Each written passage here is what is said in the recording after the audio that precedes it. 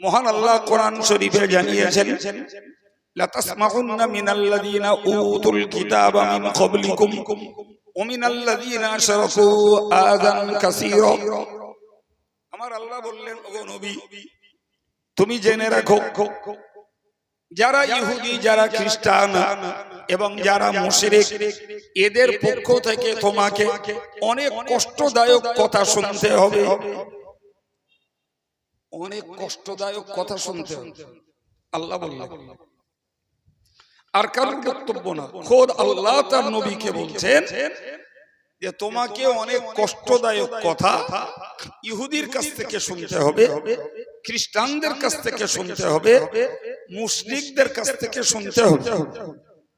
আচ্ছা বলেন না বাবা, নবীর মতো নিখুঁত ব্যক্তি, নবী আল্লাহ পাকের হাবিব এবং সর্বোচ্চ গুণ সম্পন্ন ব্যক্তি, নবীর টোটাল জীবনে এক সূচের আগা পরিমাণ ঘাটতির কোনো প্রমাণ নেই।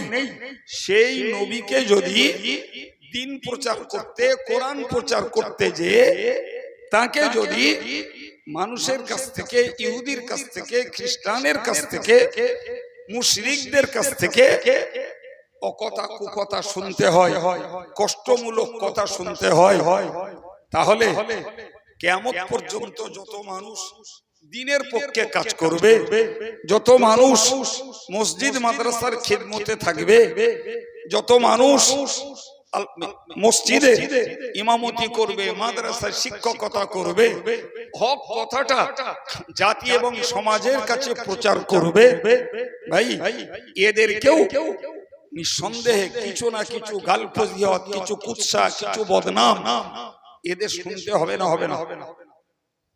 কি মনে হচ্ছে আপনাদের? হবে। তাহলে এখান থেকে আমাদের শক্ত হতে হবে যে নবীকে যদি শুনতে হয় তাহলে আমাদের শোনাটা স্বাভাবিক। জি সম্মানিত ভাইরা আমার, মহান আল্লাহ তার নবীকে শিখিয়েছিলেন, রব্বানা আফরিগ আলাইনা সবরা ওয়া সাব্বিত আকদামানা। ও আমার আল্লাহ, আপনি আমাদের, আমার প্রতি ধৈর্য ঢেলে দিন, আমার কদমকে আপনি মজবুত করে দিন। ভাইরা আমার, এ দোয়া চাইতে শিখিয়েছেন স্বয়ং আল্লাহ রব্বুল আলামিন।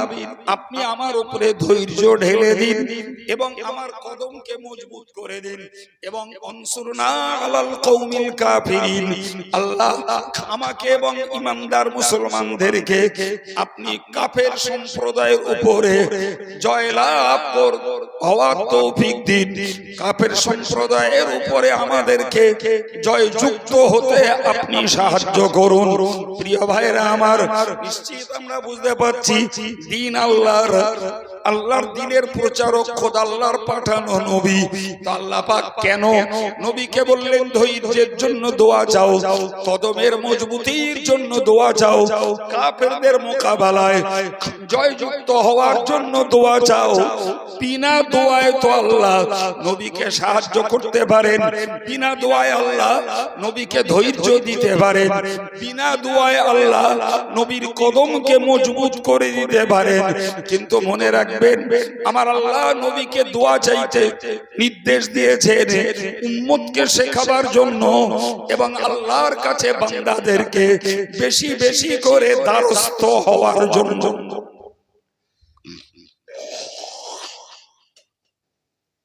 বেশি করে দ্বারস্থ হওয়ার জন্য। যে বান্দা যত আল্লাহর দ্বারস্থ হয়, যে বান্দা যত বেশি আল্লাহর কাছে চায়, আল্লাহর কাছে যে বান্দা যত বেশি মুখাপেক্ষী হয়, সেই বান্দার প্রতি আল্লাহ তত খুশি হয়ে যায়। সুবহানাল্লাহ।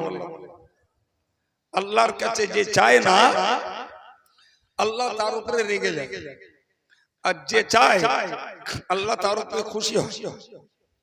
মানে মানুষের নিয়মের একদম পুরো উল্টো। মানুষের নিয়ম হলো একবারের থেকে দুবার যদি কোনো মানুষের কাছে কিছু চাওয়া হয়, মানুষটা বিরক্ত বোধ করে, মানুষটা রাগ করে।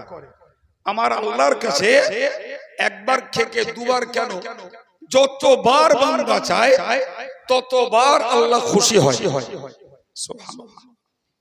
এই মিনতি, এই দীনতা, এই হীনতা শেখাবার জন্যই আল্লাহ পাক নিজ ইচ্ছায় ধৈর্য দিতে পারেন, নিজ ইচ্ছায় কদমকে মজবুত করে দিতে পারেন, নিজ ইচ্ছায় কাফেরদের উপরে আল্লাহ জয় দান করতে সাহায্য করতে পারেন। তারপরেও নবীকে বললেন দোয়া চাও, আর নবীর উপলক্ষ করে তাম পৃথিবীর উম্মতে মুসলিমাকে এই শিক্ষা দিলেন যে তোমরা আল্লাহর দ্বারস্থ হও এবং সকল বিষয়ে তোমরা আল্লাহ পাকের কাছে ভিক্ষা করো, সাহায্য কামনা করো, আল্লাহ পাকের করুণার কাঙাল তোমরা হও, তবে তোমরা আল্লাহর রহমত, আল্লাহর সন্তুষ্টি লাভ করতে পারবে। শিক্ষাটা সরাসরি আল্লাহ দিয়েছেন নবীকে, আর নবীর মাধ্যম দিয়ে দিয়েছেন আমাদেরকে। সম্মানিত ভাইরা আমার, মনে রাখুন, আমি আপনাকে বোঝাতে চেয়েছি শুধুমাত্র যে নবী আল্লাহর দেওয়া দায়িত্ব পালন করতে গেছেন, কিন্তু যখনই মানুষ তার বিরুদ্ধে রুখে দাঁড়িয়েছে তার জবাব খোদ আল্লাহ দিয়েছেন। একটি সূরার কথা আমরা সবাই জানি, ভাইরা আমার মনে রেখে দিন, কোরআন শরীফে আল্লাহ সূরাটাকে সূরা লাহাব বলে নাযিল করেছেন। ওই সূরার ভিতরে উল্লেখিত রয়েছে তাব্বাত ইয়াদা আবি লাহাব, আবু লাহাবের দুই হাত ধ্বংস হয়েছে এবং আবু লাহাব নিজেই ধ্বংস হয়ে গেছে। সম্ভবত আমার আগে বাকি বিল্লাহ এই কথা বলছিল যে নবী সাল্লাল্লাহু আলাইহি ওয়াসাল্লামকে আল্লাহ নির্দেশ দিলেন পরিবারের লোকদেরকে ডেকে কবরের আযাব, হাসরের আযাব, জাহান্নামের আযাবের ভয় দেখাও। অল্প লোক শুনছিলেন, তো আমার কথাটা এতটুকুই কানে গেল। জি, নবী সাফা বা আবু কুবাইস পাহাড়ে দাঁড়িয়ে সকালবেলা তার পরিবারের লোকদেরকে ডাক দিয়ে তিনি তাদের কাছে কলেমার দাওয়াত দিলেন, জাহান্নামের আযাবের ভয় দেখালেন। বিনিময়ে আবু লাহাব নবীকে মারল। সম্মানিত ভাইরা, তো আবু লাহাব নবীকে মেরেছে এক হাত দিয়ে, এক হাতে কিছু কাঁকর পাথর কুড়িয়ে নবীর গায়ে মারল। কিন্তু কোরআন বলছে আবু লাহাবের দুই হাত ধ্বংস হয়েছে, আবু লাহাবের দেহটাও ধ্বংস হয়েছে। এই বার্তা কোরআনে দিয়েছেন আল্লাহ। এখন একটা প্রশ্ন মনে জাগে যে আবু লাহাব মারলো এক হাত দিয়ে, তাহলে তার দুই হাত ধ্বংস হলো কেন? ভাই, মুফাসসিররা লিখেছেন যে রাসূল করিম সরকার দো আলমকে আল্লাহ মারল, আবু লাহাব মারল। জি, রাসূলুল্লাহ তার কোনো জবাব দেন।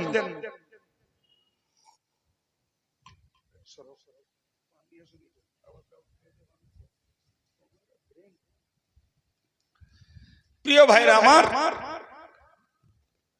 কি বললাম, রাসূল পাক সরকার দো আলম ধৈর্যের সঙ্গে আবু লাহাবের আচরণটা মেনে নিলেন। সম্মানিত ভাইরা আমার, কোন একজন মুফাসসির লিখেছেন কোন এক রাতের বেলা আবু লাহাব বাড়িতে ছিল, রাসূল করিম সাল্লাল্লাহু আলাইহি ওয়াসাল্লাম আবু লাহাবের বাড়িতে গেলেন। রাত, আরব প্রদেশের মানুষ সাধারণত সন্ধ্যার পরে তারা ঘরে ঢুকে পড়তো এবং তৎকালীন জমানা বিজলির জমানা নয়, প্রদীপের আলো জ্বলতো, ফলে গভীর রাত পর্যন্ত কাজও ছিল না, কাজ করার মতো পরিস্থিতি ছিল না। পরে তারা ঘরের ভিতরে প্রবেশ করে যেত। আমার নবী আবু লাহাবের বাড়িতে গেলেন। নবী করিম সাল্লাল্লাহু আলাইহি ওয়াসাল্লাম আবু লাহাবের বাড়িতে যে আবু লাহাবকে ডাক করালেন। আবু লাহাব দরজা খুলে দেখলেন আমার নবী দাঁড়িয়ে। প্রিয় ভাইরা আমার, নবী পাক সরকার দো আলম ঢুকতে আবু লাহাব বলল, কি ব্যাপার মুহাম্মদ? রাসূলুল্লাহ খুব নরম মনে বললেন, চাচা আপনি তো কলেমার দাওয়াতকে উপেক্ষা করলেন, আমি একেবারে একান্তে নিভৃতে শুধু আপনাকেই বলতে এসেছি চাচা, আপনি আল্লাহ পাকের কলেমা একত্ববাদের বাণীটা স্বীকার করুন, আমাকে আল্লাহর নবী বলে মেনে নিন, আল্লাহর রসুল বলে আমাকে আপনি স্বীকার করুন, আল্লাহকে এক বলে স্বীকার করুন। নবী চাইলেন যে হয়তো আগের দিনে অনেকের সামনে বলেছি, ফলে আবু লাহাব দুর্ব্যবহার করে আমাকে মেরেছে, নিবৃতে নির্জনে কাছে বসে যদি বলি হয়তো মনটা নরম হয়ে ঈমানের প্রতি কলেমার প্রতি ফিরতে পারে। তো আবু লাহাব নবীকে চড়া কড়া করে কিছু বলল না, তবে একটা অবান্তর দাবি করলো। দাবিটা হলো, মুহাম্মদ যদি আমার এই ছাগলটা ঈমানের কলেমা পড়ে তাহলে আমি পড়ব। নিশ্চিত এটি একটি অযৌক্তিক দাবি, অবান্তর দাবি, কিন্তু আমার আল্লাহর কাছে সকল কঠিন বিষয় সহজ। অযৌক্তিকটাও আল্লাহ পাক যৌক্তিক ভাবে প্রমাণ করাতে পারেন।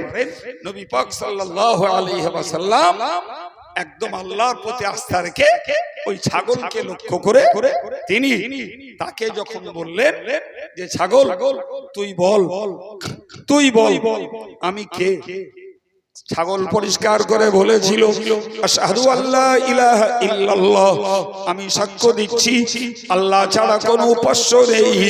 আর বললেন আশহাদু আন্না মুহাম্মাদান আবদুহু ওয়া রাসূলুহু, আর আমি সাক্ষ্য দিচ্ছি মুহাম্মদ সাল্লাল্লাহু আলাইহি ওয়াসাল্লাম অর্থাৎ আপনি হলেন আল্লাহ পাকের বান্দা এবং রাসূল। আবু লাহাবের মাথার কাজ করিনি, চরম অপমান তো হলো, আর ওর যুক্তিতে ও এখন কলেমা পড়তে বাধ্য, কিন্তু কলেমা তো পড়বে না, তাই রাগের বহিঃপ্রকাশ ঘটিয়ে ছাগল দুটোর পা ধরে, ছাগলটার পা ধরে হাত দিয়ে মটমট করে তার পা গুলো ভেঙে দিল। রাসূলুল্লাহ কেঁদে ফেললেন। রাসূল বললেন চাচা আপনি কলেমা নাই পড়তেন তাতে আমার এত দুঃখ লাগতো না, কিন্তু এই অবলা প্রাণী আপনি এদের প্রতি এই নির্যাতন কেন দিলেন? রাসূল কাঁদতে কাঁদতে উঠে বেরিয়ে এলেন। আবু লাহাব নবীকে মেরেছিল এক হাত দিয়ে কাঁকর ছুঁড়ে, কিন্তু ছাগলের পা ভেঙেছে দু হাতের সহযোগিতায়। এই জন্যই মুফাসসির বলেছেন যে আবু লাহাবের দুই হাত ধ্বংস হয়ে গেছে। কথা বোঝা গেছে বাবু? তাহলে নবীর বিরোধিতা করে কলেমার দাওয়াতকে উপেক্ষা করে আবু লাহাব ধ্বংস হল। আমার আল্লাহ আরো বললেন تبت يدا أبي لهب وتب ما أغنى عنه ماله وما كسب। আমার আল্লাহ আলো বললেন আবু লাহাবের ধন সম্পত্তি এবং আবু লাহাবের রোজগার আর উপার্জন কোনো কিছুই আবু লাহাবের উপকারে আসবে না। প্রচুর টাকা পয়সা ওটাও উপকারে আসবে না, অনেক উপার্জন ওটাও উপকারে আসবে না, বরং মনে রাখা দরকার সায়াসলা নারান যাতা লাহাব, দাউ দাউ করা আগুনে, লেলিহান শিখাযুক্ত আগুনের ভিতরে খুব শীঘ্রই তথা মৃত্যুর পরেই আবু লাহাব প্রবেশ করবে।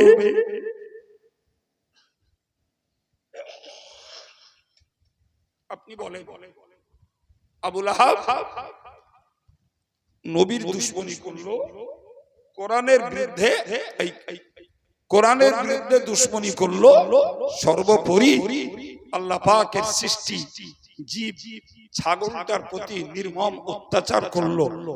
বিনিময়ে আল্লাহ আবু লাহাবের চূড়ান্ত শাস্তি ঘোষণা করলেন।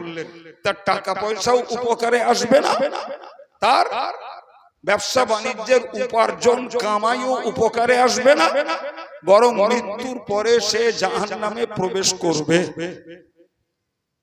সম্মানিত ভাই, এটি একটা তাফসীর,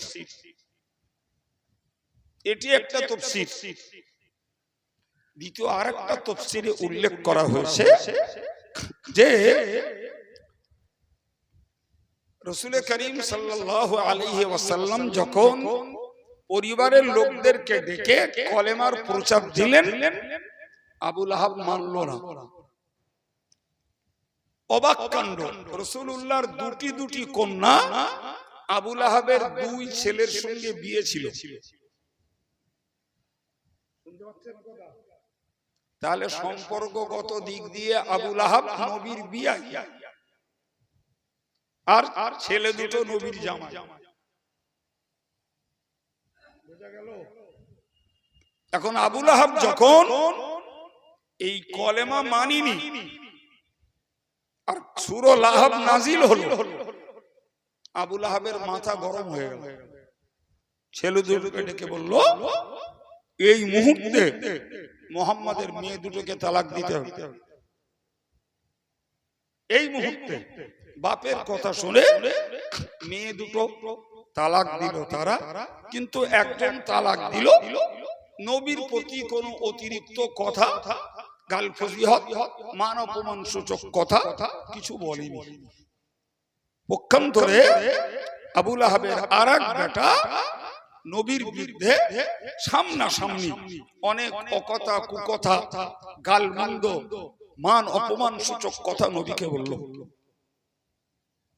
আল্লাহ পাকের নবী সাল্লাল্লাহু আলাইহি ওয়াসাল্লাম ওই সময় বলেছিলেন, আল্লাহুম্মা সাল্লিত আলাইহি কালবাম মিন কিলাবিক।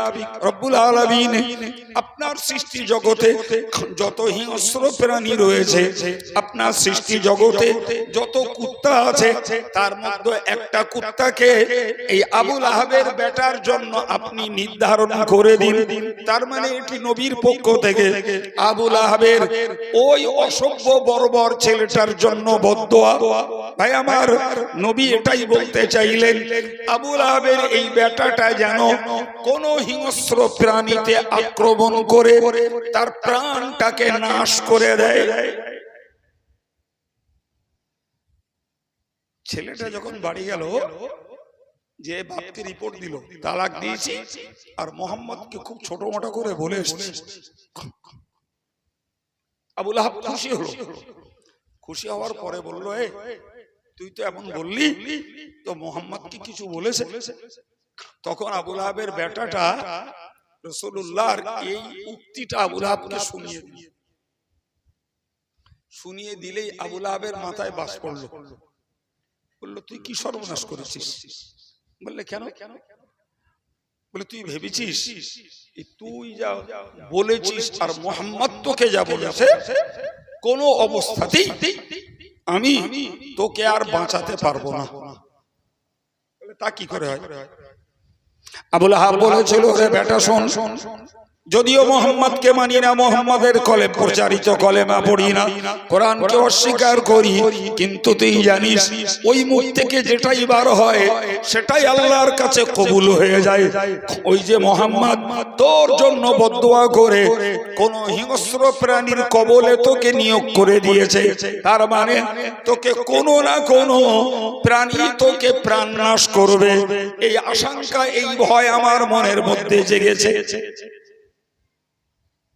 ভাই, তাহলে একদিকে সূরা লাহাব নাজিল হতে আবু লাহাবের ধ্বংসের বার্তা, জাহান্নামের বার্তা এলো, আর একদিকে এর পরিপ্রেক্ষিতে আবু লাহাব যখন তার পুত্র বধূদের, নবীর কন্যাদেরকে তালাক দিতে নির্দেশ করলো, ভাই তখন রাসূলুল্লাহ আবু লাহাবের ওই ছেলেটা যে রাসূলের প্রতি বেশি বেশি বিশুদ্ধার করেছিল, তার বিরুদ্ধে রাসূল বদদোয়া করলেন।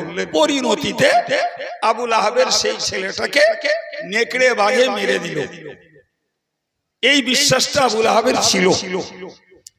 সম্মানিত ভাইরা আমার, আমি প্রসঙ্গত আপনাকে কথাটা যখন বলেই ফেলেছি, তখন এটাকেও বলে রাখি, যখন রাসূলের কন্যা আবু লাহাবের ছেলের সঙ্গে বিয়ে হয়েছিল, তখন শরীয়তে অমুসলিমের সঙ্গে মুসলিমের বিয়ে নিষেধ হয়নি।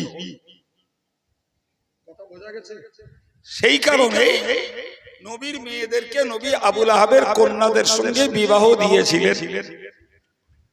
আমি বোঝাতে চাইছি তাহলে আবুল আহাবরা বা ওই জাতীয় লোকেরা যখনই নবীর বিরুদ্ধে সোচ্চার হয়েছে, নবীর বিরুদ্ধে বিশুদ্ধার করেছে, তখনই আল্লাহ পাক তাদের বিরুদ্ধে অ্যাকশন নিয়েছেন এবং আল্লাহ পাক তাদের যোগ্য জবাব দিয়েছেন। ঠিক ঠিক তারই একটা অংশ আপনাদেরকে শোনাচ্ছি। বিসমিল্লাহির রহমানির রহিম। ইন্না আতাইনাকাল কাউসার ফাসাল্লি লিরাব্বিকা ওয়ানহার ইন্না শানিয়াকা হুয়াল আবতার। ভাইরে আমার, এই সূরা নাযিল হওয়ার প্রেক্ষাপট, এর ব্যাকগ্রাউন্ড হলো এটাই।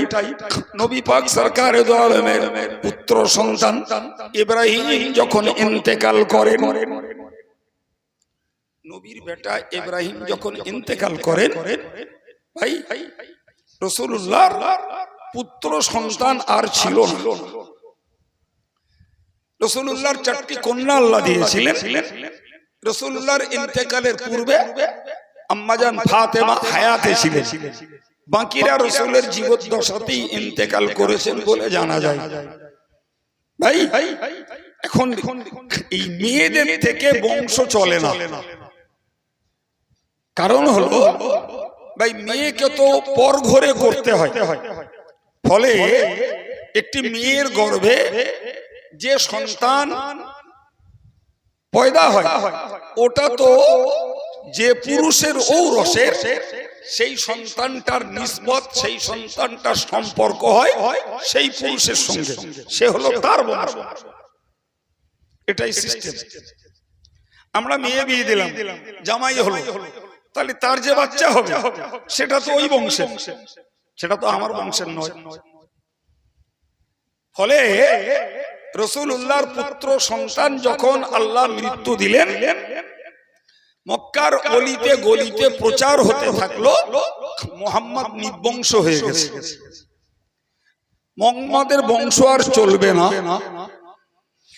ভাই আমরা সবাই জানি নিবংশ এটা যেন একটা গালি, এটা যেন একটা অভিশাপ, এটা যেন মানুষের কাছে আরেক পর্যায়ের হিংসা আর শত্রুতার কারণ। ভাই রাসূল করিমকে যখন তারা নিবংশ বলে গালি দিতে লাগলো, আমার রাসূলুল্লাহর মনটা খুব ভেঙে চুরমার হয়ে গেল। রাসূল মানসিক ভাবে খুব ভেঙে পড়লেন। এর পরিপ্রেক্ষিতে আল্লাহ পাক এই সূরা নাজিল করে বললেন, ইন্না আতাইনাকাল কাউসার। ও নবী, তুমি চিন্তিত হও না, তুমি ব্যথিত হও না, তুমি মন ভেঙো না, আমি তোমাকে দিয়েছি কাউসার। প্রিয় ভাইরা আমার, মনে রাখুন এই যে কাউসার দিয়েছেন, কাউসারের তাফসীরে বলা আছে আল খায়রুল কাসীর, অর্থাৎ অধিক পরিমাণে কল্যাণ, সকল প্রকারের প্রাচুর্যতার বরকত আমি আল্লাহ তোমাকে দান করেছি। এটি একটি তাফসীর। আরেকটি তাফসীর হলো আল কাউসারু ওয়া হাউজুম মিন হাওয়াজিল জান্নাহ, ওটা জান্নাতের একটা হাউজ। ওই জান্নাতের হাউজের পানির চরিত্র হলো মাউহু আবিয়াদুম মিনাল লাবান, ওর পানি হলো দুধের থেকেও সাদা, ওয়া আহলা মিনাল আসাল, আর কাউসারের পানি হলো মধুর থেকেও মিষ্টি, ওয়া কিজানু কানুজুমিস সামাই। ওই কাউসারের পানি পান করার জন্য যে পেয়ালাগুলো রাখা আছে, ওই পেয়ালার সংখ্যা নবী বলেছেন আকাশের তারকার সংখ্যার সমতুল্য। মান শারিবা মিনহু লাম ইয়াজমা আবাদান, যে একবার ওই পানি পান করবে কিয়ামতের মাঠের 50,000 বছর কেন আর কখনো ওই মানুষটার পানির তৃষ্ণা আর লাগবে না। কতগুলো কথা এবার ভেঙে বুঝুন। ভাই একটা কথা হলো যে কাউসার একটি জান্নাতের একটি হাউস, জান্নাতের মালিকানা আল্লাহর, আল্লাহ দিলেন তার নবীকে। 2 নম্বর একটি কথা হলো যে এই কাউসারের পেয়ালার সংখ্যা আকাশের তারকার সমতুল্য। ভাই কোরআন হাদিসে আকাশে কত তারা আছে তার কোনো গণনা নেই। বিজ্ঞানীরা যারা নববিজ্ঞানী, আকাশকে নিয়ে যারা গবেষণা করেছে, তারাও আকাশের তারকার সংখ্যা কিছু বলেননি। কিন্তু আমরা এইটুকু নিশ্চিত বুঝি যে আকাশের তারকার সংখ্যা অনেক, অগণিত। তার মানে হলো এই এত মানুষ রাসূলের বিতরণ করা কাউসারের পানি পান করতে পারবে। সুবহানাল্লাহ। সম্মানিত ভাইরা আমার, পাশাপাশি এটা কেউ মনে রাখুন, এই কাউসারের পানি যারা পান করতে পারবেন এদের হাসরের মাঠে তৃষ্ণা লাগবে না। এর আরেকটা ব্যাখ্যা হলো এটাই, এই মানুষগুলো আল্লাহ পাকের কাছে নাজাতের যোগ্য মানুষ। ভাইরা আমার, 4 নম্বর কথা বুঝুন, এই মানুষগুলো যখন আল্লাহর কাছে নাজাতের যোগ্য মানুষ, তাহলে মনে রাখতে হবে এই কাউসারের পানি পান করার জন্য লালায়িত যারা, কাউসারের পানি পান করতে যারা ইচ্ছুক, এরা নিশ্চিত কখনো নবীর দুশমন হবে না, এরা কখনো নবী পাকের বিপরীত পথে চলবে না, এরা হবে নবী ভক্ত, এরা রাসূলের প্রতি আন্তরিক মহব্বত রাখবে, কোরআন সুন্নাহর উপরে এদের আমলের জীবনটাকে কায়েম করবে, তবেই তো এরা কাউসারের পানি পান করার সৌভাগ্য লাভ করবে। এখন ঘটনা যে আবুল হাবরা নবীকে নির্বংশ বলে গালি দিল, ভাই বিশ্বাস করুন তাদের আলাওলাদ পৃথিবীতে বেঁচে নেই, তাদের বংশ পালা কেউ নেই। কিন্তু আমার নবীর রক্তের সন্তান পৃথিবীতে, তার বংশের সন্তান না থাকলেও সারা পৃথিবী জুড়ে ওই কাউসারের পানি পান করার লোভী ভক্ত গোটা দুনিয়া জুড়ে ছড়িয়ে রয়েছে। আর এরাই হলো নবী পাকের আত্মিক সন্তান। সুবহানাল্লাহ। এরাই নবীর কলবি আওলাদ। সুতরাং আবুল আহাবদের নিজস্ব রক্তের সন্তান থাকা সত্ত্বেও তাদের নাম পৃথিবীতে চর্চা করার কেউ নেই। পড়ুয়ারা পড়ে জ্ঞান লাভের জন্য, কোরআন পাঠকরা পড়ে কোরআন পড়ে সওয়াব নেবার জন্য। আর আমরা বায়ানের সময় একটু বলি, এই যা আবুল আহাবের নাম মানুষের কাছে পরিচয় লাভ করেছে, কিন্তু মহব্বত করে ভক্তি করে তার নামটাকে গুণ গাইবার জন্য পৃথিবীর কোন মানুষ আবুল আহাবের নাম নেয় না, কেউ না। পক্ষান্তরে নবীর কথা ভাবুন, সারা বিশ্ব জুড়ে সমস্ত মসজিদ গুলোতে আজান হচ্ছে, মুয়াজ্জিন বলছে আশহাদু আন্না মুহাম্মাদার রাসূলুল্লাহ। বুখারীর বর্ণনায় এসেছে হুজুর বলেছেন কুলু মা ইয়াকুলুল মুয়াজ্জিন। হাদিসটি আরো অন্যান্য কিতাবেও এসেছে। প্রিয় নবী বললেন মুয়াজ্জিন আযানে যা বলে তোমরা যারা আযান শুনতে পাও, আযানের জবাব দিতে যে তোমরাও ওই কথাগুলো বলো। তার মানে আমাদের দায়িত্ব হলো মসজিদে যখন আযান হয় মুয়াজ্জিন বলল আশহাদু আন্না মুহাম্মাদার রাসূলুল্লাহ, আমি শুনতে পেলাম, আমাকেও বলতে হবে আশহাদু আন্না মুহাম্মাদার রাসূলুল্লাহ। এখন বলুন মানে কি? মুয়াজ্জিন বলছে আমি সাক্ষী দিচ্ছি মুহাম্মদ আল্লাহর রাসূল। যে শ্রোতা শুনছে মুসলমান নামাজি, সেও বলছে আমি সাক্ষ্য দিচ্ছি মুহাম্মদ সাল্লাল্লাহু আলাইহি ওয়াসাল্লাম আল্লাহ পাকের রাসূল। কিয়ামত পর্যন্ত সারা পৃথিবীর মসজিদগুলোতে 5 বার এই নাম যেমন উচ্চারিত হচ্ছে, তেমন যারা আগ্রহী মানুষ, দিনদার ইমানদার আল্লাহওয়ালা যারা আজান শুনলে তারাও একই ভাবে নবীর নাম মুখে উচ্চারণ করে তাকে আল্লাহ পাকের রাসূল বলে এই মানুষগুলোও সাক্ষী দিচ্ছে। তাহলে নবীর বংশীয় সন্তান নেই, কিন্তু নবীর কলবি সন্তান, আত্মিক সন্তানেরা নবী পাক সাল্লাল্লাহু আলাইহি ওয়াসাল্লামের নামকে চির জাগ্রত করে রেখেছে। বংশ থেকে, বংশ না থাকলে ক্ষতি কি? সম্মানিত ভাইরা আমার, ছাত্র হোক, শিক্ষক হোক, আর সাধারণ ভাইরাই হন, আমরা যারা নামাজ পড়ি, নামাজের প্রত্যেকটা বৈঠকে আমাদের তাশাহুদ পড়তে হয়, যাকে আমরা সহজে প্রচলিত ভাবে জানি আত্তাহিয়াতু পড়া। সেই আত্তাহিয়াতুর মধ্যে আমরা পড়ছি আসসালামু আলাইকা আইয়ুহান নাবিয়্যু ওয়া রাহমাতুল্লাহি ওয়া বারাকাতুহু। আমরা বলছি, ওগো নবী, আপনার প্রতি আল্লাহর শান্তি বর্ষিত হোক, আপনার প্রতি আল্লাহ পাকের রহমত বর্ষিত হোক, আপনার প্রতি আল্লাহ পাকের বরকত তথা প্রাচুর্যতা আপনার প্রতি বর্ষিত হোক। একবার জোরে বলেন সুবহানাল্লাহ। প্রত্যেকটা নামাজি যতবার নামাজে বৈঠক করছে ততবার ওই নবীকে সালাম দিচ্ছে। তাহলে নবীর নাম তার সন্তান বেঁচে না থাকলেও এই কলবি সন্তানদের জবানে জপ হচ্ছে না, হয় না? হচ্ছে। তাহলে নবীর নাম মুছে যায়নি বাবু, মুছে যায়নি।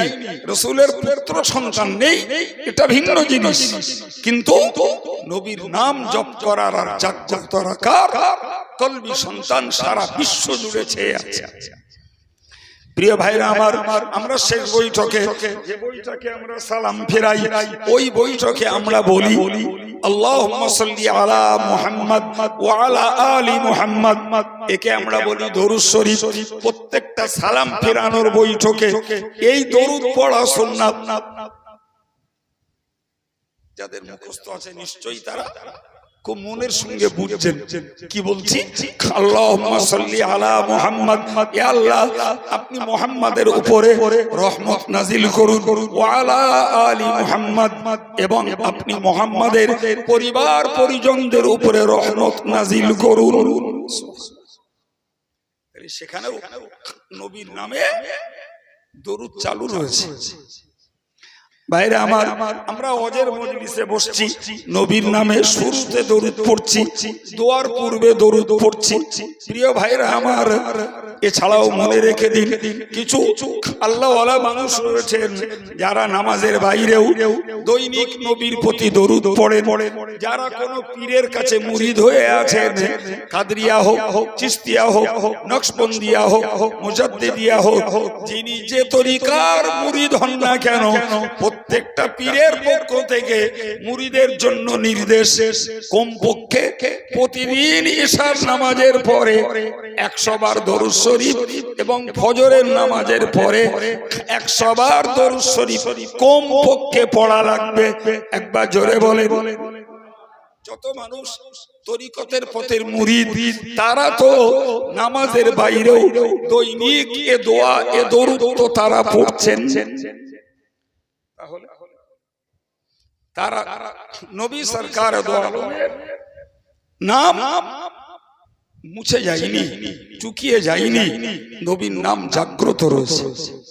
সম্মানিত ভাইরা আমার, আমি আপনাকে বোঝাতে চাইছি, তাহলে রাসূলুল্লাহর এই কলবি সন্তানদের দ্বারা নবী দুনিয়া জুড়ে জাগ্রত রয়েছে। কিসের জন্য ভাই? এই নবী গোলামরা, নবীর প্রতি দরুদ পাঠকেরা, নবীকে সালাম দাতারা, এরাই কিয়ামতের ময়দানে নবীর কাছ থেকে কাউসারের পানি পান করতে পারবে।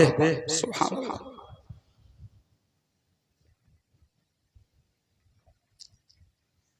সম্মানিত ভাইরা আমার, এখন ঘটনা হলো, ছোট্ট একটা কথা আপনাদের বোঝাই। বুখারীর একটা বর্ণনায় এসেছে যে রাসূল করিম সাল্লাল্লাহু আলাইহি ওয়াসাল্লামকে আল্লাহ শেষ নবী বানিয়েছেন। এই কথাটা আমরা সবাই জানি।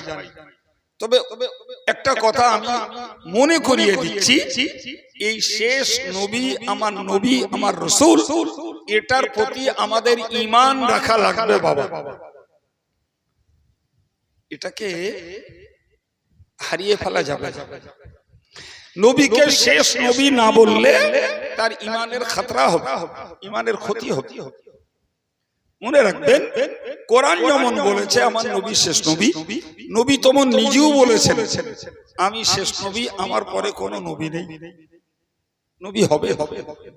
একটি বর্ণনায় এসেছে হুজুর বলেছেন, লাউ কানা বাদি নবিয়ান লাকানা উমারু নবিয়া, আমার পরে যদি নবুয়তের দরজা খোলা থাকতো তাহলে ওমর রাদিয়াল্লাহু আনহু তেনাকেই আল্লাহ নবী বানাতেন। কিন্তু নবুয়তের দরজা বন্ধ, ফলে ওমরের নবী হওয়ার গুণ আর জ্ঞান আর যোগ্যতা থাকলেও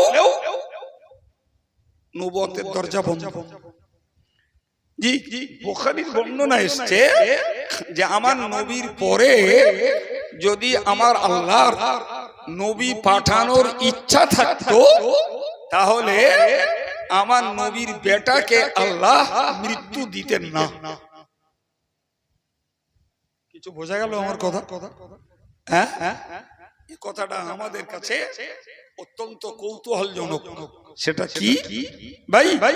বিশ্বাস করুন, আজকের যুগে আমরা দেখছি প্রয়াত হাক্কানি পীর ওলিরা তারা ইলমে আমলে তাকওয়া পরেজগারিতায় সুন্নতের অনুসরণে তারা ওভার 100% যোগ্য ব্যক্তিত্ব, তারা ওলি, তারা শায়েখ, ভারতবর্ষের মাটিতে তারা পীর নামে পরিচিত, এটা ঠিক।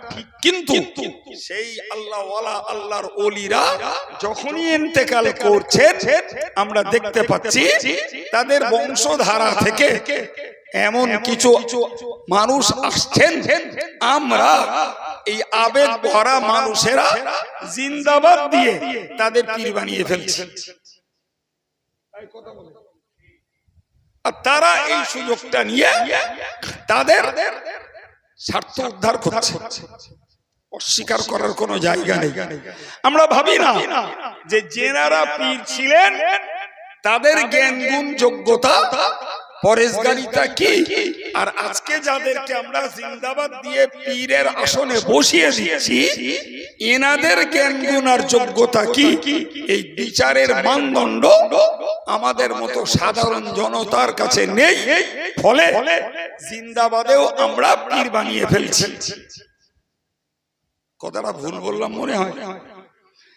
একদম এজ ইট ইজ। নবীর সন্তান যদি বেঁচে থাকতো, পুত্র সন্তান, তাহলে আবেগ ভরা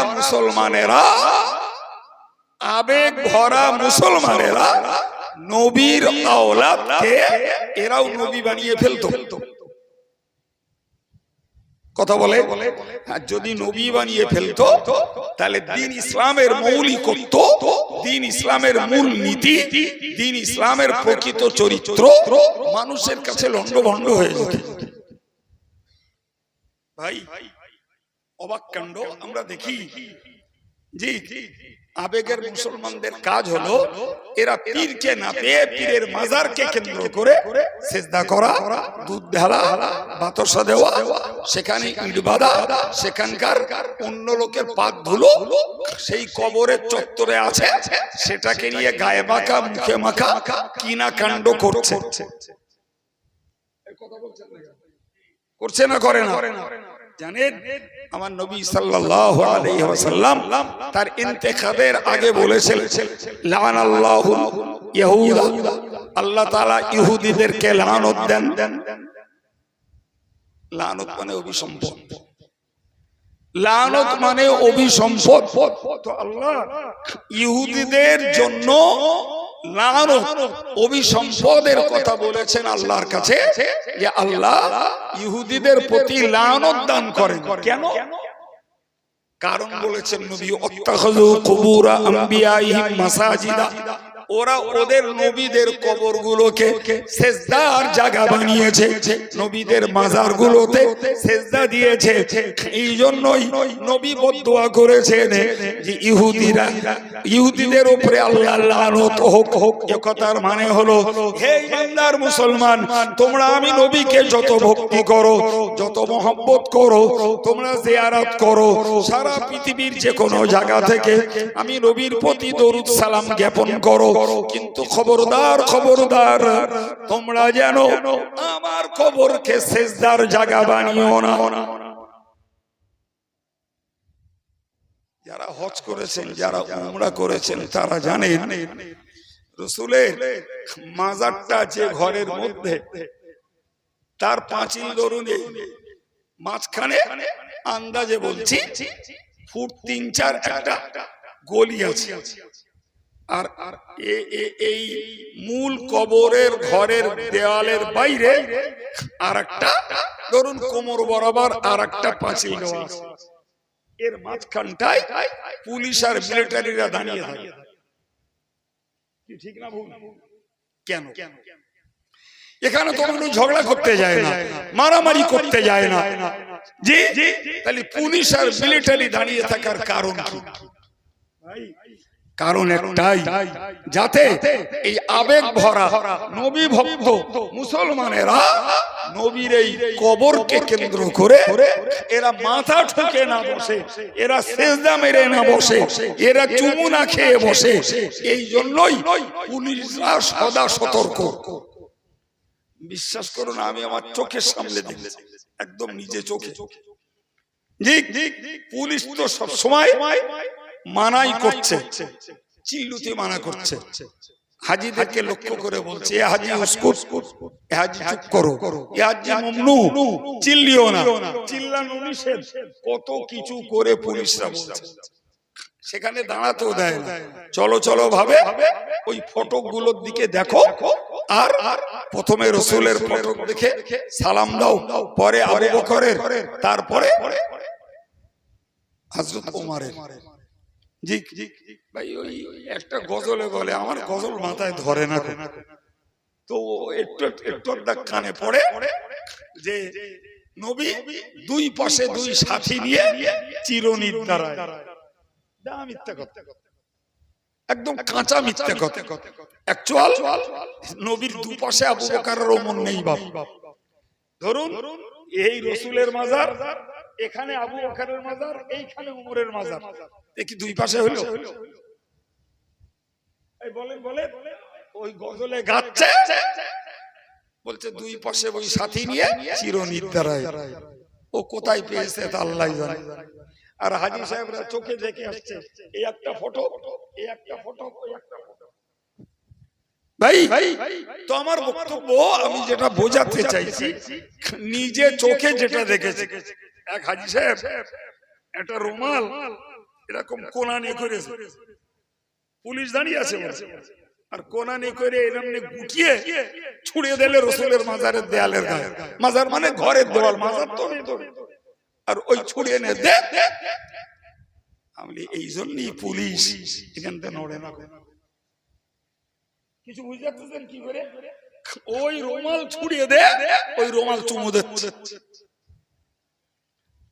কথা বুঝুন সম্মানিত ভাইরা আমার, রাসূলুল্লাহ ইহুদিদের জন্য বদদুয়া করলেন যে আল্লাহ ইহুদিদের প্রতি অভিসম্পদ নাজিল করুন, তারা তাদের নবীদের কবরগুলোকে সেজদার জায়গা বানিয়েছে।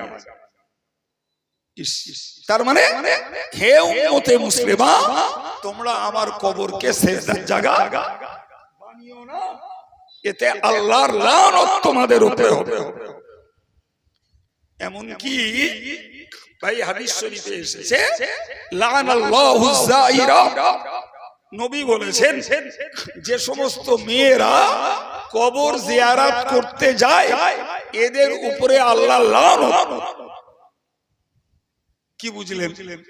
অথচ আমার দেশের আবেগ ভরা অনেক মানুষ নামাজ না পড়লু মাঝে মধ্যে আজমিরি যাচ্ছে, মাঝে মধ্যে সারাঙ্গে যাচ্ছে, আর ঘরের বউডারও হোম মিনিস্টার সঙ্গে করলে যাচ্ছে।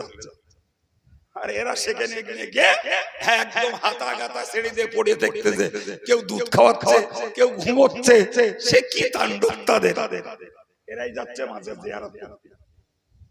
অথচ নবী বলেছেন, যারা যে মেয়েরা মাজার জিয়ারত করতে যায়, এদের প্রতি আল্লাহর লানত।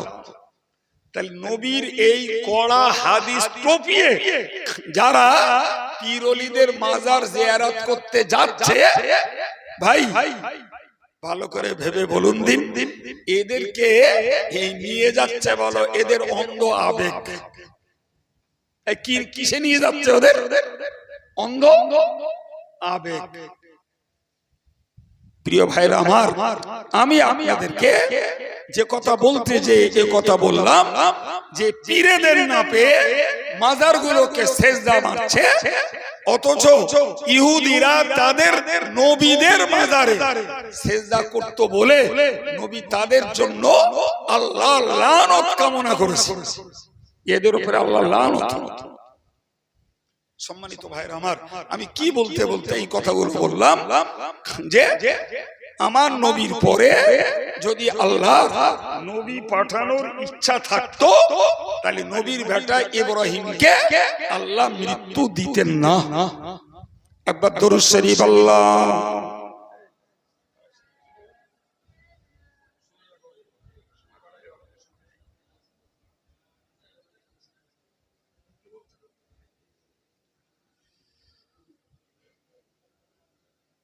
সম্মানিত ভাইরা, রাসূল করিম সাল্লাল্লাহু আলাইহি ওয়াসাল্লামকে আল্লাহ দিলেন জান্নাতের কাউসার নামীয় এক দুধের থেকেও সাদা, মধুর থেকেও মিষ্টি একটি পানির হাউস। যে পান করতে পারবে তারা তৃষ্ণা লাগবে না। প্রিয় ভাইরা আমার, আমি আপনাদেরকে বলবো মনে রাখার দরকার যে এই যে মহা সম্পদ আল্লাহ নবীকে দিলেন, নবী ভাবলেন যে এই সম্পদ যখন আল্লাহ আমাকে দিচ্ছেন, বলা যায় না আবার আল্লাহ তো নিতেও পারে। আমি আমার এই ঘড়িটা 2-2.5 টাকা দাম যাই হোক, তা আমি আমার স্নেহভাজন ছাত্র এখানকার যোগ্য শিক্ষক মৌলানা আরাফাতকে দিলাম। আরাফাত ভাবলো হুজুর ঘড়ি দিলে কেন, রাখতি দিলে না আমার দিয়ে দিলে কি জানি না, পরে আবার নেবে। এ নানা জল্পনার মধ্যে পট করে একটা বুদ্ধি খেলিয়েছি। বুদ্ধি খেলিয়ে ওর পকেটে ছিল 1.5 টাকা দামের এক ইউজ অ্যান্ড থ্রো কলম, লেখো আর ফেল দাও। ওই কলম ছিল, পট করে বের করে আমারে দিয়ে বলছে হুজুর আপনি ঘড়িটা দিলেন, আমার তো তেমন কিছু নেই, তা বিনিময়ে আর কি দেবো আপনাকে, আমার এই কলমটা আপনি রাখুন। ও ঘড়ি ফেরত নেওয়ার বিষ মারা গেল। ওর দাম 2,500, এ কলমের দাম 1.5 টাকা। ওই 1.5 টাকার কলম যখন আমি নিছি, শরীয়তের মসলায় ওই ঘড়ি আর আমি ফেরত চাইতে পারবো না। কথা ক্লিয়ার হয়েছে? আমার নবী যখন ভাবলেন যে জান্নাতের এই মহা সম্পদ কাউসার নামীয় হাউস আল্লাহ যখন আমার দিয়েছেন, হয়তো আবার আল্লাহ কখনো নিয়েও নিতে পারে। আমার আল্লাহ দিলের মালিক, অন্তর্যামী আল্লাহ নবীর দিলের কথা আমার আল্লাহ জেনে বললেন, ও নবী তোমাকে আমি কাউসার দিয়েছি, তুমি এক কাজ করো, বিনিময়ে ফসল্লি লিরাব্বিক, তোমার রবের সন্তুষ্টির জন্য তুমি নামাজ পড়ো, ওয়ানহার, আর কুরবানি করো। তার মানে হলো ওরে নবী তোমাকে কাউসার দিলাম আর আমি বিনিময়ে নামাজ আর কুরবানি গ্রহণ করলাম। আর একটু জোরে বলুন।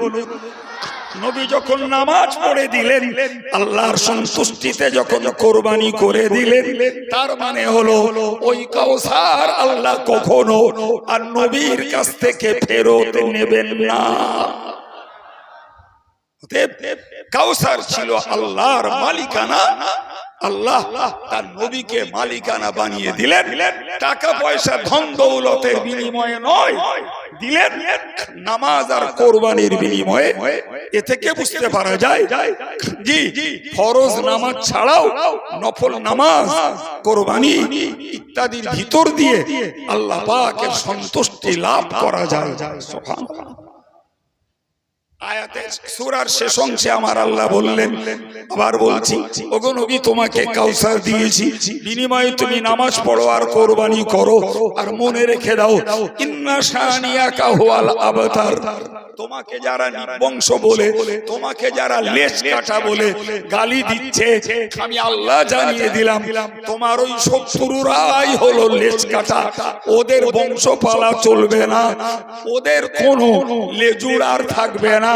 কিন্তু তোমাকে যে কাউসার দিয়েছি, এই পানি পান করার জন্য পৃথিবীতে কোটি কোটি মানুষ, তোমার ভক্ত মহব্বতের মানুষের দল, কোরআনের অনুসারীর দল, সুন্নতের অনুসারীরা তোমার প্রতি দরুদ সালাম পড়বে, তোমার সুন্নতকে পালন করবে। বিনিময়ে তারা কিয়ামতের ময়দানে কাউসারের পানি পান করতে পারবে, আর তারাই তোমার নামকে জাগ্রত রাখবে। সম্মানিত ভাইরা, আমি আমার আজকের একেবারে ঠাসা আলোচনায় আপনাদেরকে বুঝিয়েছি একটি বিষয়, নবীর জীবনের একটা পাঠ। সেটি হলো যখনই বিরোধীরা, শত্রুরা নবীর বিরুদ্ধে কুৎসা উঠিয়েছে, গালিমন্দ করেছে, নবীকে অপমান অপদস্থ করার চেষ্টা চালিয়েছে, আমার আল্লাহ নবীর পক্ষে কোরআন নাজিল করে করে তার জবাব দিয়েছে। আমাদেরকে মনে রাখতে হবে, আমরা মসজিদের খাদেম হই, মাদ্রাসার খাদেম হই, শিক্ষক হই, ইমাম হই, বক্তা হই, ভাই আমাদেরও সবাই বন্ধু না বাবা, আমাদেরও সমালোচক আছে, শত্রু আছে, আমাদের বিরুদ্ধে বিশুদ্ধার করার লোকও আছে। এরপরেও আমাদেরকে মনে রাখতে হবে, নতুন করে কোরআন নাজিল হবে না, কিন্তু কোরআনে বৃদ্ধবাদীদের যে জবাব আল্লাহ দিয়ে রেখেছেন, কিয়ামত পর্যন্ত হক দ্বীনের বিপক্ষে, কোরআনের বিপক্ষে, ভাই দ্বীনের দাওয়াতের বিপক্ষে সে অমুসলিমরা হোক আর আমল হারা মুসলমানরাই হোক, যারাই শত্রুতা হিংসা করবে, নিশ্চিত ওই জবাব তাদের বিরুদ্ধে প্রযোজ্য। আর যারা এই খেদমতের পথে থাকবে, কষ্ট হবে, ধৈর্য ধরতে হবে, আল্লাহর কাছে মজবুতির জন্য দোয়া চাইতে হবে, আল্লাহ পাক এদেরকে তার গায়বী সাহায্য দান করবেন। সম্মানিত ভাইরা, এই উৎসাহজনক কথা নবীর আলোচনাকে সামনে রেখে আপনাদের কাছে পেশ করলাম। আমি অত্যন্ত টাফ টাইমের মধ্যে আছি, সময় অতিরিক্ত ব্যয় করার মতো পরিস্থিতি নেই। একদম উঠেই এক নাগাড়ে কোরআন সুন্নাহকে সামনে রেখে, কোরআন হাদিসকে সামনে রেখে আপনাদেরকে নবী কিছুক্ষণ ধরে নবীর উপরে চর্চা করেছি। একদম অল্প সময় আপনাদের কাছে দাবি করছি, মাদ্রাসার পক্ষ থেকে উদযাপিত এই নবী দিবস আল্লাহ বাঁচালে আবার আগামী বছর হবে, এর জন্য যা কিছু খরচাপাতি, এর জন্য যা কিছু আনুষঙ্গিক ব্যবস্থাপনা নিতে যে ব্যয় হয়, আজকের দিনে আমি সরাসরি মাদ্রাসার পক্ষে আপনাদের কাছে চাঁদা চাইছি না। আমি আপনাদের কাছে বলছি, এই নবী দিবস উদযাপনের জন্য আপনারা একটু নবীর মহব্বতে হাত বাড়ান। বাঁচলে মাদ্রাসা থাকবে, না বাঁচলে আবার আগামী বছর এই পয়সা এই নবী দিবস উদযাপনের পক্ষে কাজে লাগবে। একটু মেহেরবানি করে চটজলদি বলুন। আমাদের মাদ্রাসার একজন কর্মী সদস্য, তিনি 500 টাকা প্রথম দিয়েছেন। আমাদের আরেক ভাই, তিনি 200 টাকা দিয়েছেন। একটু বলেন টাকা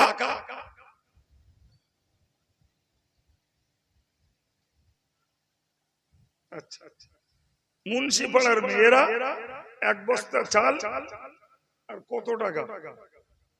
900 টাকা। আলহামদুলিল্লাহ, আল্লাহ আমার মায়েদের এই মহব্বতকে কবুল করেন। একটু বলেন আমিন। সম্মানিত ভাইরা, একটু আল্লাহর রাস্তে যদি এগিয়ে আসেন, কাছে না থাকতে পারে বলেন না যে আমি নবী দিবস উদযাপনের জন্য, জিকরে রাসূলের মজলিসের জন্য এক বস্তা চাল দেবো, কি 10 কিলো ডাল দেবো, কি 10 কিলো গোশত দেবো। জি, নিয়ত করব এটাই, নবী দিবসের কাজও হবে, কিছু বাঁচলে জি এই নবীর মেহমান তালিবুল ইলমরাই খাবে, একটু যদি মেহেরবানি করে নগদ দেন, একটু উঠে আসুন। আমাদের ছাত্ররা তাদের গার্জিয়ান থেকে তারাও কিছু কিছু পয়সা দিচ্ছেন। আল্লাহ তাদের ইলমে বরকত দেন, প্রত্যেকটা ছাত্রের জেহেনকে আল্লাহ কোষাদা করে দেন। আমার গ্রাম্য ভাইরা, পার্শ্বস্থ গ্রামের ভাই যারা আছেন, মেহেরবানি করে একটু কথা বলেন, একটু বলেন, কে কতটুকু পারেন একটু বলেন। আর নগদ যদি কিছু দেওয়ার ইচ্ছা থাকে, উঠে এলে একটু সালাম মশা হবে, না হলে কারোর হাত দিয়ে পাঠিয়ে দেন। কি আমাদের ছেলেরাই আপনাদের কাছ থেকে ঘুরে আসুক, বলেন। আটটি বাচ্চাকে দিয়ে 50 টাকা আল্লাহ কবুল করেন, বলুন আমিন। আর একটু মহব্বত করে বলেন আমিন। আর একটা বাচ্চা 50 টাকা বলেন। ভাইরা আমার, আমি আহামরি আপনাদের ঘাড়ে চাপিয়ে দিইনি বাবু। কে পারেন একটু কথা বলে, যে আমি 500 টাকা দেবো, কে 1 বস্তা চাল দেবো, কে 1 বস্তা আলু দেবো। এটা খাস এই জিকরে রাসূল তথা সিরাতুন নবীর আলোচনার মজলিসের জন্য। আর একটা বাচ্চা 100 টাকা। এই বাচ্চাগুলো নিশ্চয়ই তাদের গার্জিয়ানরা তাদের হাত বরাবর দিচ্ছে, এটাই স্বাভাবিক। একটু বলে। ছেলেরা গেছে, ওদের কাছে নগদ দেওয়ার কিছু দেন। আর যদি কোনো ভাইয়ের একটু ওয়াদা রাখার মতো হয় তাহলে একটু বলুন, একবার একটু দুরূদ শরীফ পড়ুন। আল্লাহুম্মা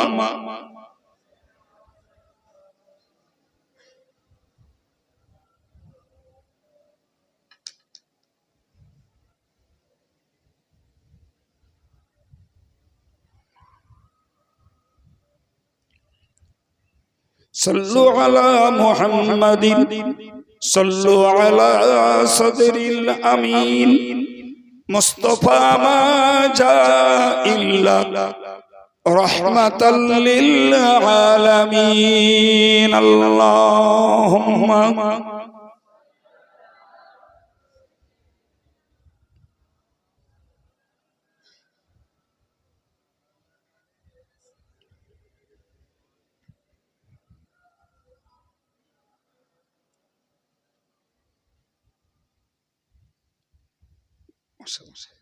আর একটা বাচ্চা 50 টাকা, একজন ভাই 250 টাকা। আল্লাহ কবুল করুন, সকলেই বলুন আমিন। আপনারা তো বারবার দেন, এটা আমি জানি, আমার কাছে অজানা তো নেই বাবু।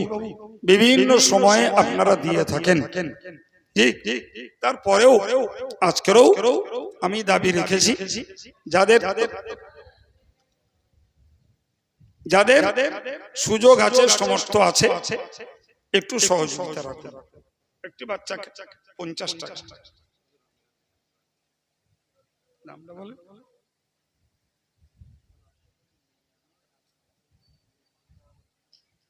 ভাইয়ের নামে 1 বস্তা চাল লিখছে কে? আব্দুল কাদের মুন্সি 500 টাকা। আর রাশেদুল মিজানুর আলাউদ্দিন, 3 জন 500 করে 1500 টাকা। রাশেদুল মিজানুর আলাউদ্দিন, আচ্ছা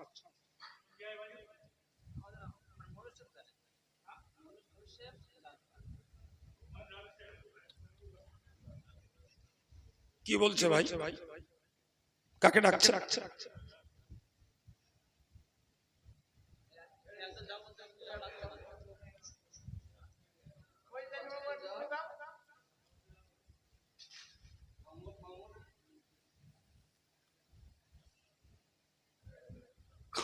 বলেন বাবা। যুবকেরা, কারোর যদি মনে হয় যে নবীর শানের এই মজলিসের সহযোগিতায় 500 টাকা দেবো, 1 বস্তা চাল, কি বলছে? আমার এক ভাই, তিনি 500-600 টাকা দিয়েছেন। আল্লাহ কবুল করুন, বলুন আমিন। নারে তাকবীর।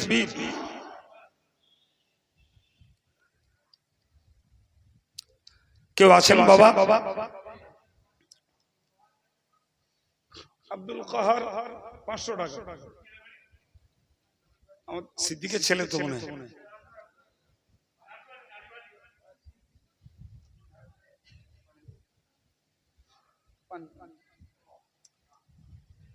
আব্দুল কাহারের নামে 500 টাকা। আল্লাহ তার ইলমে বরকত দেন, আল্লাহ একটা যোগ্য আলেম হিসাবে জাতির কাছে তুলে দেন, বলুন আমিন।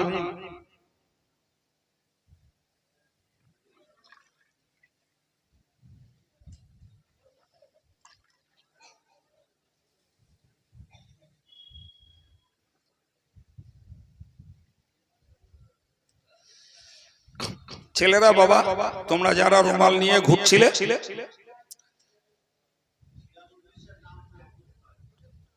সিরাজুল বিশ্বাস জামপুর ভাই 1 বস্তা চাল দেবে, জোরে বলুন মারহাবা, নারায়ে তাকবীর।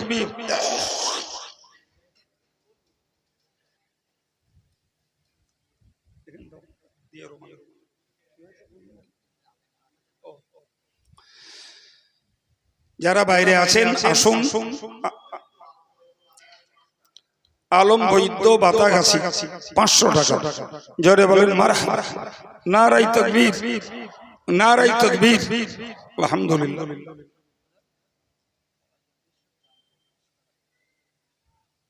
ওবাইদুল বিশ্বাস জামপুর 500 টাকা, আরেকটি তলেবুল ইলম দিয়ে 100 টাকা। কোথায় বাড়ি বাবা? হাটগাছি। আল্লাহ ভালো, যাও বসো। আর কেউ আছে?